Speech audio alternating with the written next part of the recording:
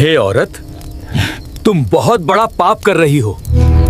देखो, तू मेरा बस नाम का पति है, तू इस घर का गुलाम है और वैसे ही रहना। मुझे शर्म आती है तुझे मेरा पति कहने से। हे प्रभु, मुझे ये बताएं कि जो स्त्री पति से पहले भोजन करती है उसके साथ क्या होता है। नमस्कार दोस्तों, क्या पति पत्नी को एक साथ भोजन करना चाहिए? क्या होता है जब कोई स्त्री पति से पहले भोजन करती है? इस विषय में भगवान विष्णु ने देवी लक्ष्मी को बहुत ही महत्वपूर्ण ज्ञान दिया है, जिसे आपको अवश्य सुनना चाहिए। दोस्तों, एक समय की बात है, देवी लक्ष्मी एक दिन भगवान विष्णु के पास आईं। उनके मुख पर जिज्ञासा और मन में किसी प्रश्न की छाया थी। उन्होंने विनम्र स्वर में पूछा, हे स्वामी, मेरे मन में एक शंका उत्पन्न हुई है, कृपा करके मेरे इस संशय का निवारण कीजिए। भगवान विष्णु ने मुस्कुराकर उत्तर दिया, हे प्रिय, तुम्हारे मन में जो भी प्रश्न हो निसंकोच होकर पूछो। तुम्हारी हर शंका का समाधान करना मेरा कर्तव्य है। देवी लक्ष्मी ने हृदय में उत्साह भरकर कहा, हे प्रभु, मैं आपकी पत्नी पहले आपको भोजन कराती हूँ, आपकी सेवा में लगी रहती हूँ, फिर स्वयं भोजन ग्रहण करती हूँ। मैं ये जानना चाहती हूँ कि विवाह के बाद पति पत्नी को कैसे रहना चाहिए। क्या पति पत्नी को साथ में भोजन करना चाहिए? क्या पत्नी को पति से पहले ही भोजन कर लेना चाहिए? क्या ऐसा करना उचित होता है? पति के साथ अथवा उससे पहले भोजन करने से क्या होता है? कृपा करके मुझे इसका रहस्य बताइए। क्यों संसार में अनेक स्त्रियां ऐसी भी हैं जो किसी कारणवश पति से पहले ही भोजन कर लेती हैं। उन्हें क्या करना चाहिए? भगवान विष्णु देवी लक्ष्मी की गंभीर जिज्ञासा सुनकर हल्के से मुस्कुराए, बोले, हे लक्ष्मी, समस्त मानव जाति के कल्याण हेतु तुमने बहुत महत्वपूर्ण प्रश्न पूछा है। तुम्हारे प्रश्न का उत्तर तुम्हें एक पौराणिक कथा से मिलेगा। रानी सुदेवा की कथा सुनने से तुम्हारे सभी संदेह दूर हो जाएंगे। देवी लक्ष्मी की आंखों में जिज्ञासा चमकी। उन्होंने आदर पूर्वक पूछा, हे प्रभु, यह रानी सुदेवा कौन थी? उनका आचरण कैसा था? कृपया मुझे उनके विषय में बताइए। मेरा मन जानने को व्याकुल है। श्रीहरि ने सहमति में सिर हिलाया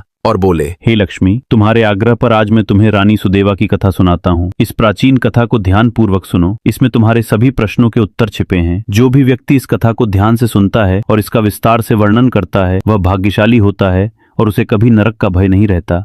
देवी लक्ष्मी ने आनंद से कहा, हे स्वामी, मैं अवश्य इस कथा को मन लगाकर सुनूंगी। कृपा कर अब आप कथा प्रारंभ करें। श्रीहरि ने कथा आरंभ की। प्राचीन काल में कौशल देश की राजधानी अयोध्या में महाराज इक्ष्वाकु राज्य करते थे। इक्ष्वाकु धर्मपरायण, गुणवान, चरित्रवान और अत्यंत कुशल सम्राट थे। उनका विवाह काशी के नरेश की कन्या सुदेवा से हुआ था। सुदेवा सत्यनिष्ठा थीं, सद्गुणों से परिपूर्ण, उत्तम चरित्र वाली और महान पतिव्रता थीं। राजा इक्ष्वाकु बड़े पुण्यात्मा थे। उन्होंने अनेक यज्ञ किए, मंदिर, देवालय बनवाए, सरोवर खुदवाए और सुंदर उपवन लगवाए। प्रजा के सुख हेतु तथा संत महात्माओं की रक्षा हेतु वे सदा तत्पर रहते थे। राज्य में सर्वत्र सुख शांति थी। अयोध्या नगरी से कुछ ही दूर एक घना जंगल था। उस जंगल में एक विकराल जंगली सूअर अपने परिवार सहित रहता था।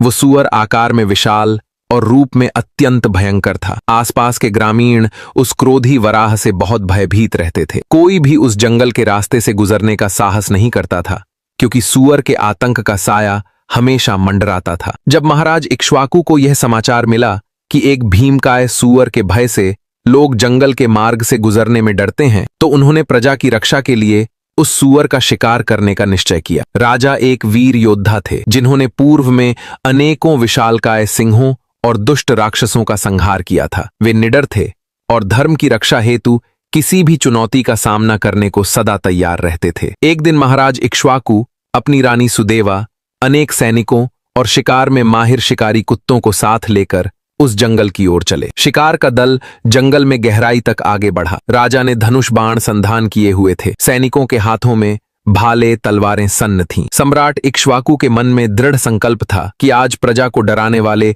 उस भयंकर वराह से हमेशा के लिए मुक्ति दिलानी है। उधर जंगल के अंदर उस विशालकाय सूअर ने दूर से राजा के दल की आहट पाई। पेड़ों के झुरमुट के पार से अस्त्र शस्त्रों की चमक दिखी और घोड़ों के टापों की आवाज गूंजी। सूअर तुरंत सचेत हुआ। उसने देखा कि कौशल देश के प्रतापी सम्राट इक्ष्वाकु स्वयं सैन्य बल के साथ उसके शिकारी बनकर आ रहे हैं। सूअर ने पास खड़ी अपनी पत्नी को सावधान करते हुए कहा, हे प्रिय, देखो, अयोध्या के राजा इक्ष्वाकु स्वयं हमारे शिकार के लिए आ पहुंचे हैं। वे महापराक्रमी और तेजस्वी सम्राट हैं। उनके साथ असंख्य शिकारी, घुड़सवार और शिकारी कुत्ते भी हैं। इसमें तनिक भी संदेह नहीं कि वे हम पर आक्रमण करेंगे। राजा इक्ष्वाकु बड़े धर्मात्मा हैं, राजाओं के भी राजा हैं और तीनों लोकों में उनका यश फैला है। आज वे हमारे अतिथि की भांति हमारे द्वार पर युद्ध के लिए आए हैं। मैं तुम सब की रक्षा हेतु अपना पराक्रम दिखाते हुए उनसे युद्ध करूंगा। यदि युद्ध में मैंने राजा को पराजित कर दिया तो तीनों लोकों में मेरी कीर्ति होगी,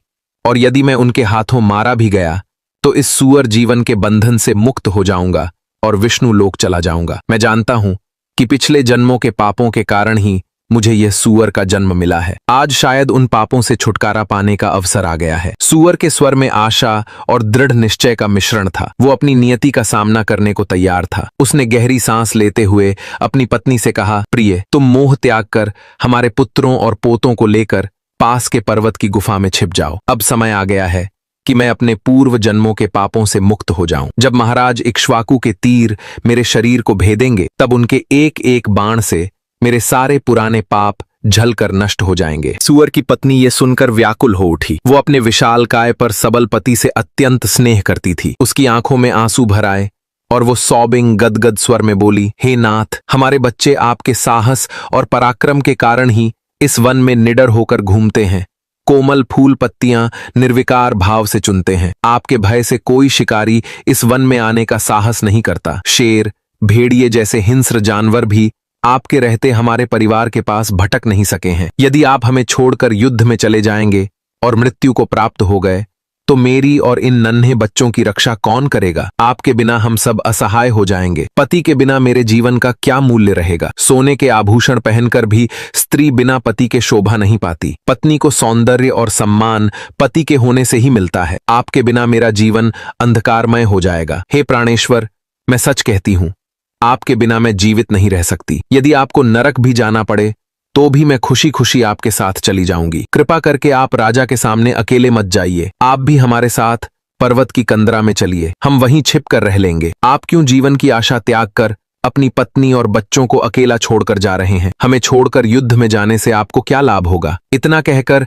वराह की पत्नी फूट फूट कर रोने लगी। उसका हृदय आशंकाओं से भर गया था। सामने विकट संकट था। एक ओर कर्तव्य और वीरता की मर्यादा, दूसरी ओर परिवार का प्रेम। पत्नी पति को खोने की कल्पना से ही कांप उठी थी। वो विनती कर रही थी कि उनके सुखी परिवार को उजड़ने से बचा लें। पति ने पत्नी को करुण विलाप करते सुना तो उसकी आंखें भी नम हो गईं, पर मुख पर कठोर संकल्प छा गया। विशालकाय सुअर ने कोमल स्वर में समझाते हुए कहा, हे प्रिय, तुम वीरों के धर्म को नहीं समझती, इसलिए ऐसा कह रही हो। यदि कोई शत्रु वीर पुरुष को ललकारे, उसे युद्ध का निमंत्रण दे, तो उस वीर को लोभ या भय के कारण कायर की तरह छिपकर भागना नहीं चाहिए। जो योद्धा डर कर छिप जाते हैं उन्हें तो 1000 युगों तक कुंभी पाक नरक में उबालकर यातना दी जाती है, किंतु जो वीर शत्रु का सामना करता है और युद्ध करते हुए वीर गति को प्राप्त होता है, उसे मृत्यु के बाद दिव्य लोकों की प्राप्ति होती है। आज महाराज इक्ष्वाकु स्वयं हमारे पास युद्ध के अतिथि बनकर आए हैं। अतिथि का अपमान करना उचित नहीं। यदि हम उनके आमंत्रण से पीछे हटें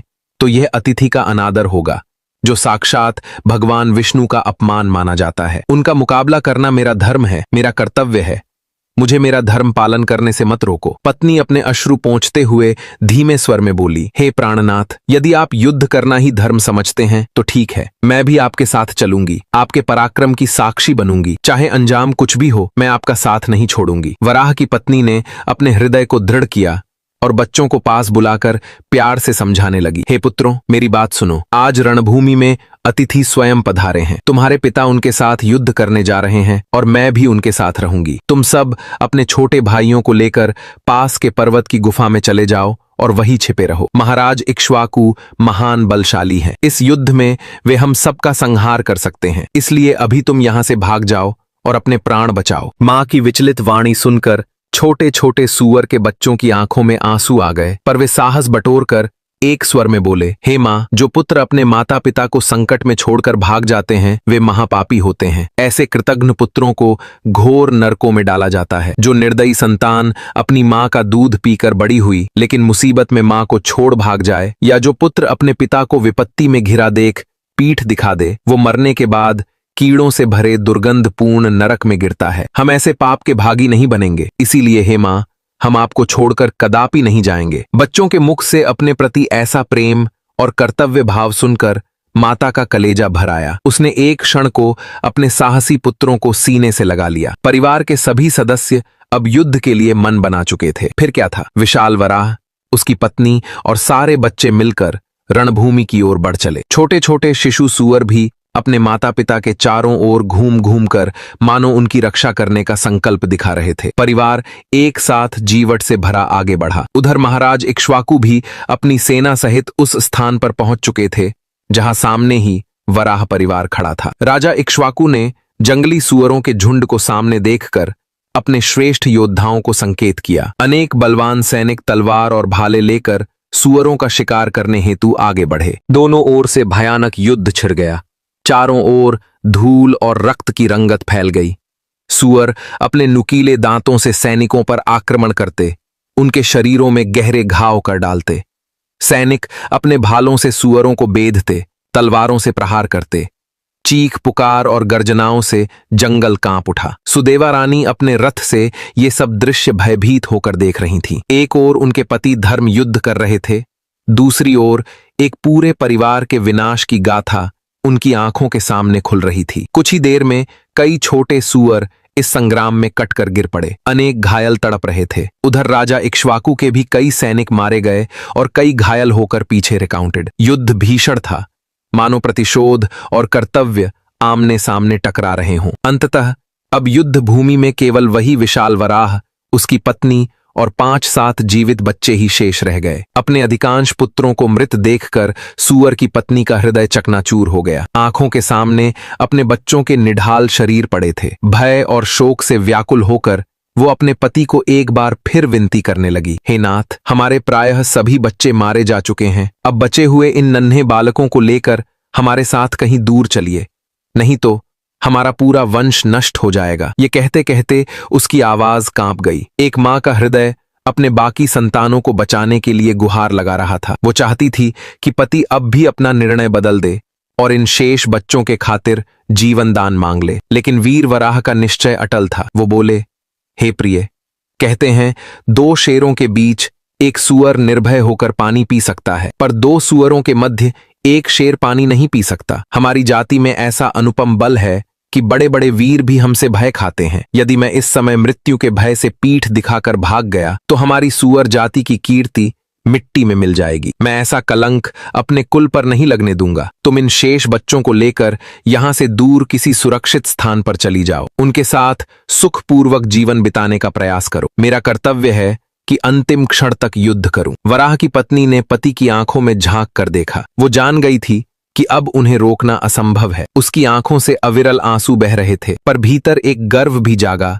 कि वो एक वीर की पत्नी है। वो कांपते होठों से बोली, हे नाथ, आपसे मैं अपार प्रेम करती हूं। विवाह के बाद से आज तक आपने मेरा मान सम्मान रखा, प्रेम दिया, साथ निभाया और हर संकट से मेरी रक्षा की। आप जैसे पति के स्नेह से मेरा मन आपने सदा के लिए जीत लिया है। मैं आपसे अपना मोह कभी त्याग नहीं पाऊंगी। आपसे बिछड़ना मेरे लिए असंभव है। इसीलिए मैं निर्णय ले चुकी हूं। मैं भी इन बच्चों सहित आपके समक्ष ही प्राण त्याग दूंगी, लेकिन आपको अकेला छोड़कर जीवित नहीं रहूंगी। पत्नी के शब्दों में अटूट प्रेम और दृढ़ता थी। उसने आंचल से आंसू पोंछ डाले। अब दोनों पति पत्नी कंधे से कंधा मिलाकर जीवन की अंतिम लड़ाई लड़ने को तैयार थे। इसके बाद विशाल वराह और उसकी पत्नी राजा इक्ष्वाकु की ओर बढ़े। सूअर ने भयंकर गर्जना कर सम्राट को युद्ध के लिए ललकारा। उसकी डरावनी आवाज से जंगल गूंज उठा। राजा के सम्मुख पहुंचते ही वो क्रोध से उन्मत्त वराह बिजली की फुर्ती से अपने तीखे दांतों द्वारा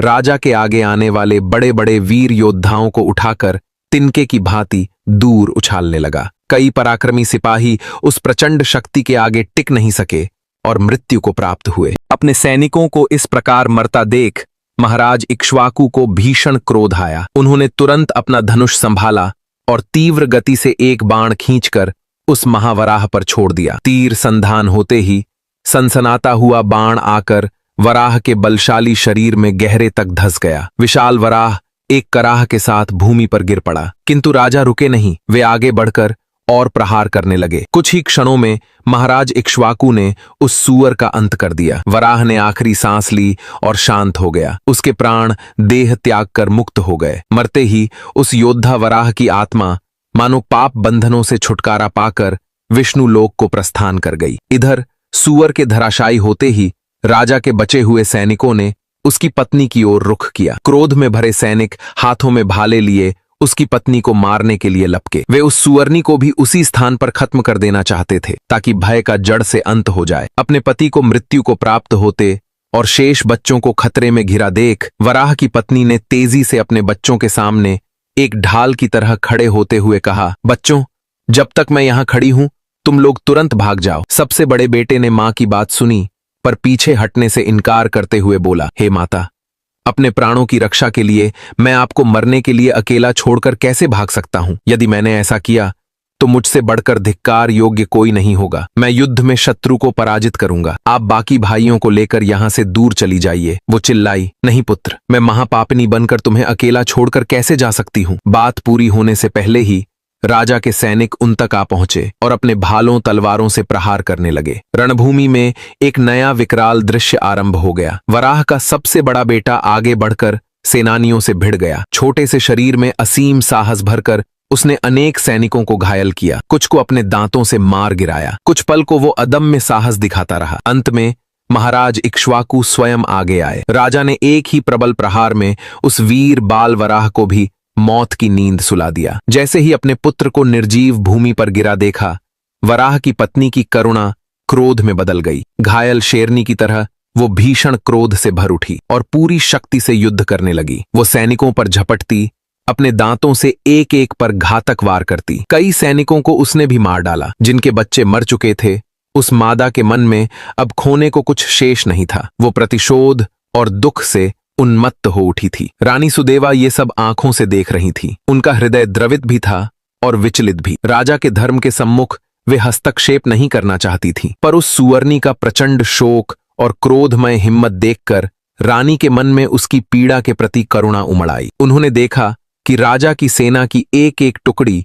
उस मादा सुअर को घेरने बढ़ रही है, फिर भी राजा स्वयं पीछे खड़े हैं। सुदेवा से रहा न गया। उन्होंने महाराज इक्ष्वाकु से कहा, हे महाराज, वो सुअरनी आपकी सेना के इतने सैनिकों को मारती जा रही है। आप आगे बढ़कर उसका वध क्यों नहीं कर देते? शीघ्र इसे रोकिए, नहीं तो और जाने जाएंगी। राजा इक्ष्वाकु ने गंभीर स्वर में उत्तर दिया, हे प्रिय, वो एक स्त्री है और मैंने प्रतिज्ञा की है कि मैं किसी स्त्री का वध अपने हाथों से नहीं करूंगा। न ही मैं किसी सैनिक को ये अधर्म करने की आज्ञा दे सकता हूं। स्त्री को मारना महापाप है। मैं इससे भयभीत हूं, इसलिए उस सुअरनी को न स्वयं मार रहा हूं, न अपने सिपाहियों को स्पष्ट आदेश दे रहा हूं। राजा स्त्री हत्या के पाप से डरते थे, इसलिए असमंजस में थे। इतना कहकर महाराज चुप हो गए, लेकिन उनकी सेना तो अपने साथी सैनिकों की मृत्यु का प्रतिशोध चाहती थी। अचानक राजा के एक वीर सैनिक भार्गव ने आगे बढ़कर पहल कर दी। उसने आव देखा न ताव अपने भाले से जोरदार प्रहार कर उस सुअरनी को जख्मी कर डाला। भीषण आघात से वो मादा सुअर तड़प कर जमीन पर गिर पड़ी। उसके मुंह से कराह निकली और वो मूर्छित हो गई। दूर खड़ी रानी सुदेवा ने देखा कि घायल सुअरनी जमीन पर गिरी है और दर्द से लंबी लंबी सांसें ले रही है। सुदेवा का कोमल हृदय उस मरणासन्न जीव की हालत देखकर दया से भर गया। युद्ध की आग कुछ देर पहले तक धधक रही थी, पर दया भाव ने मानो रानी के भीतर शीतल जल जैसा ठंडक भर दिया। उन्होंने शीघ्रता से एक पात्र में स्वच्छ ठंडा जल भरवाया और अपनी दासियों की मदद से घायल सुअरनी के पास पहुंच गईं। रानी सुदेवा ने अपने कोमल हाथों से वो शीतल जल सुअरनी के सूखे मुख में टपकाया और शेष जल उसके घायल शरीर पर धीरे धीरे छिड़क दिया। ठंडा जल पड़ते ही अर्धमूर्छित मादा सुअर ने धीरे धीरे आंखें खोल दी। उसकी पीड़ा कुछ कम हुई थी। धुंधली दृष्टि से उसने सामने एक सौम्य स्त्री को झुककर अपने ऊपर पानी छिड़कते देखा। दयालु रानी की आंखों में करुणा थी और स्पर्श में वात्सल्य। घायल सुअरनी समझ गई कि ये सामने खड़ी सजल नेत्रों वाली स्त्री अयोध्या की महारानी सुदेवा है। असहनीय कष्ट से कुछ क्षण के लिए छुटकारा पाकर सुअरनी के मुख पर कृतज्ञता छलक आई। तभी एक अद्भुत घटना घटी। उस मरणासन्न पशु ने मनुष्य की तरह स्पष्ट वाणी में बोलना शुरू किया। हे देवी, आपने मुझ पर ठंडा जल छिड़ककर मेरे कष्ट को हर लिया है। आपने जिस दया का फल मुझ पर किया है उसका मैं बदला नहीं चुका सकती। आपका कल्याण हो देवी, भगवान आपको सदा सुखी रखें। सुअरनी के मुंह से इस तरह मानव की भाषा में संस्कृत निष्ठ वचन सुनकर रानी सुदेवा चकित रह गईं। वे सोचने लगीं, ये कैसी विचित्र बात है। एक पशु होकर भी ये सुअरनी मनुष्य की भांति सुंदर और शुद्ध भाषा में कैसे बोल रही है। रानी को सहसा एहसास हुआ कि ये साधारण प्राणी नहीं है, अवश्य इसके पूर्व जन्म का कोई रहस्य है। सुदेवा ने स्निग्ध स्वर में पूछा, हे भद्रे, तुम कौन हो? तुम्हारा आचरण अत्यंत विलक्षण है। पशु होकर भी तुम मनुष्य की वाणी में बात कर रही हो। कृपया मुझे अपने पूर्व जन्म की कथा सुनाओ। आखिर किस कारण तुम्हें सुअरनी की योनि में जन्म लेना पड़ा? सुअरनी ने एक गहरी सांस ली। उसकी आंखों में पश्चाताप की छाया थी। वो धीरे से बोली, हे देवी, पहले मैं भी इंसान थी। मेरे पति ने पिछले जन्म में गुरुजनों का अपमान किया था। इसी कारण उन्हें इस जन्म में सुअर का शरीर मिला। उन्होंने तो अब अपने पापों से मुक्ति पाली, परंतु मेरा खुद का पाप कुछ कम नहीं था। मैं आपको अपने पूर्व जन्म की कहानी सुनाती हूँ। राजा और रानी दोनों ही सुअरनी के सामने बैठ गए और सुअरनी की कहानी सुनने लगे। सुकन्या की आत्मग्लानि। प्राचीन काल में कलिंग नाम के देश में श्रीपुर नाम का एक सुंदर नगर था। उस नगर में वसुदत्त नाम के परम विद्वान ब्राह्मण रहा करते थे। मैं उन्हीं वसुदत्त जी की पुत्री थी और मेरा नाम सुकन्या था। पूरे श्रीपुर में मुझ सुंदर एक रूप वाली कोई स्त्री न थी। अपने सौंदर्य और यौवन के घमंड में मैं मतवाली हो गई थी। मेरी मुस्कान मनोहारिणी थी, किंतु रूप ने मेरे चित्त को अंधा कर दिया था। जैसे जैसे मैं सयानी होती गई, मेरे माता पिता मेरी शादी की चिंता करने लगे। मेरे यौवन को देखकर मेरी माता चिंतित रहती। एक दिन उन्होंने पिता से कहा, हे स्वामी, हमारी कन्या युवा हो चुकी है। इसका विवाह जल्द से जल्द किसी योग्य वर से कर दीजिए। इसे यथाशीघ्र इसके पति के हाथ सौंपना ही उचित है। मेरे पिता वसुदत्त ने उत्तर दिया, हे कल्याणी, मैं अपनी पुत्री का विवाह ऐसे पुरुष के साथ करूंगा जो विवाह के पश्चात मेरे घर में रह सके। सुकन्या मुझे अत्यंत प्रिय है। मैं इसे अपनी आंखों से दूर नहीं होने देना चाहता। संयोग से कुछ समय बाद शिव शर्मा नाम के एक युवा विद्वान ब्राह्मण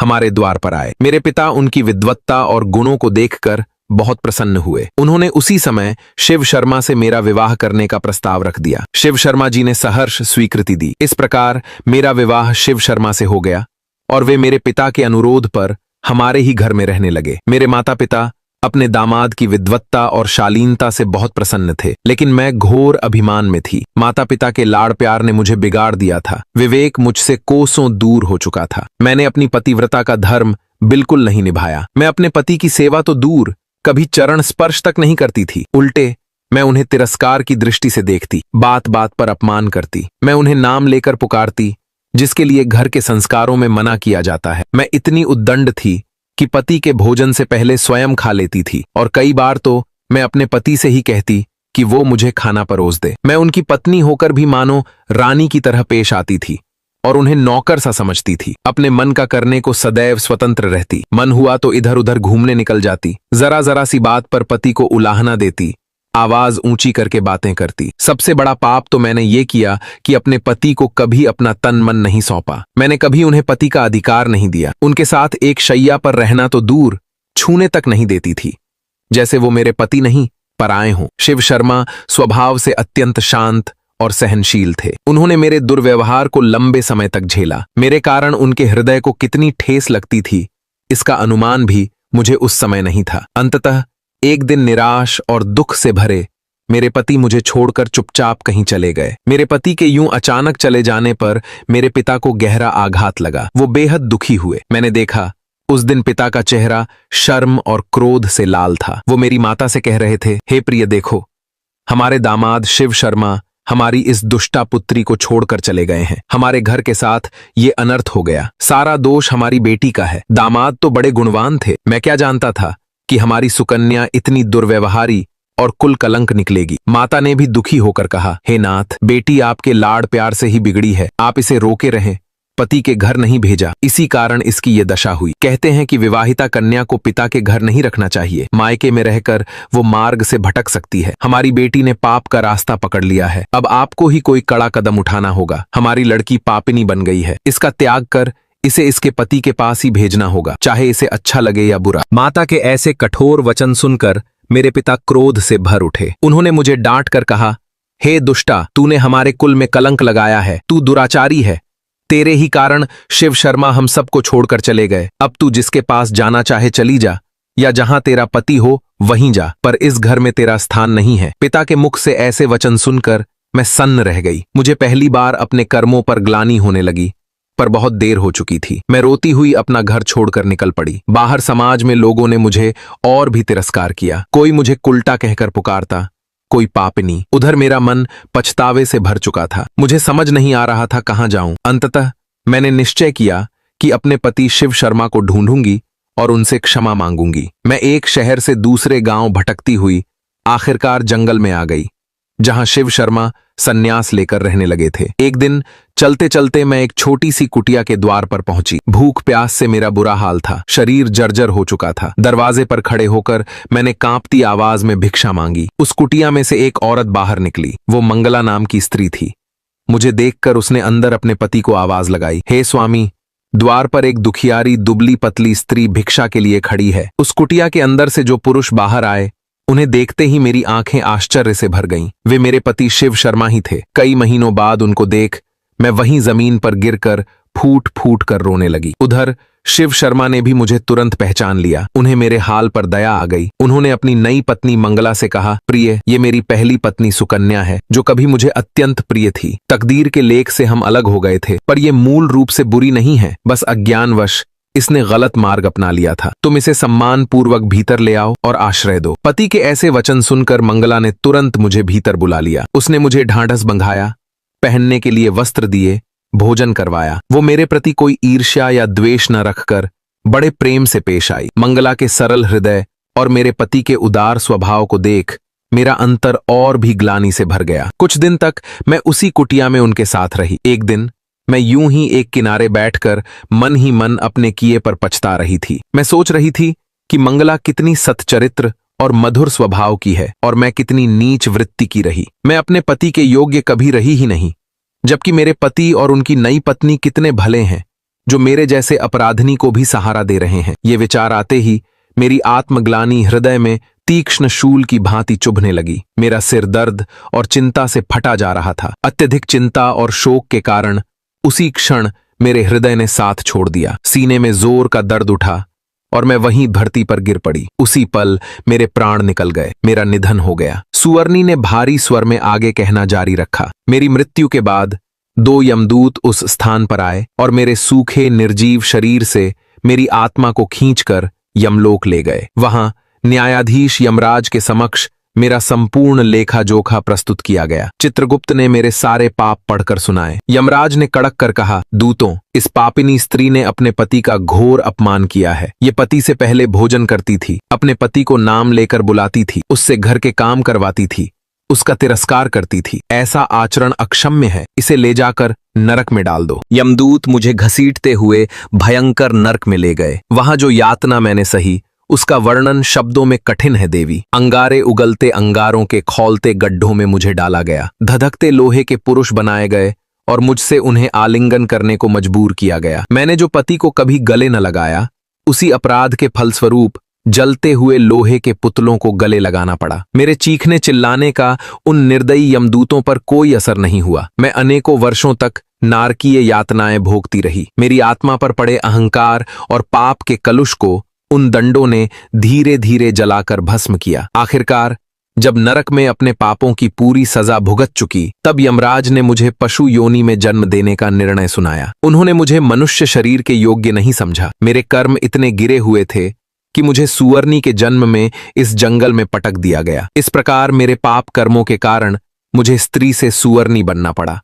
देवी, कहते कहते उस स्त्री आत्मा के स्वर में गहरा पश्चाताप झलक आया। उसने विनीत भाव से रानी सुदेवा से निवेदन किया, हे देवी, मैंने आपको अपने पूर्व जन्म की संपूर्ण कथा सुना दी है। अब अंत में आपसे प्रार्थना है, कृपया मुझे इस निम्न योनि के जीवन से मुक्ति दिला दीजिए। मैंने अनेक दुख भोग लिए हैं। आपके पति सेवा के पुण्य की मुझे अत्यंत आवश्यकता है। मैंने सुना है आप जैसी पतिव्रता के पुण्य से बड़े बड़े पापियों का उद्धार हो जाता है। अपने सुखी वैवाहिक जीवन में आपने जो भी पुण्य कमाया है, कृपा कर उसका एक अंश मुझे दान कर दीजिए। आपके पुण्य के प्रभाव से शायद मेरा उद्धार हो जाए। मैं इस भयानक देह को त्याग कर मुक्त होना चाहती हूँ। सुवर्णी की मार्मिक प्रार्थना सुनकर रानी सुदेवा की आंखें भर आईं। उन्होंने पीछे खड़े महाराज इक्ष्वाकु की ओर प्रश्नवाचक दृष्टि से देखा और बोली, हे स्वामी, अब मैं क्या करूं? जो आज्ञा देंगे वही करूंगी। महाराज इक्ष्वाकु ने नम्रता से सिर हिलाया और कोमल स्वर में कहा, हे प्रिय, ये बेचारी स्त्री बड़े दुख उठा चुकी है, अपने पुण्य से इसका उद्धार कर दो।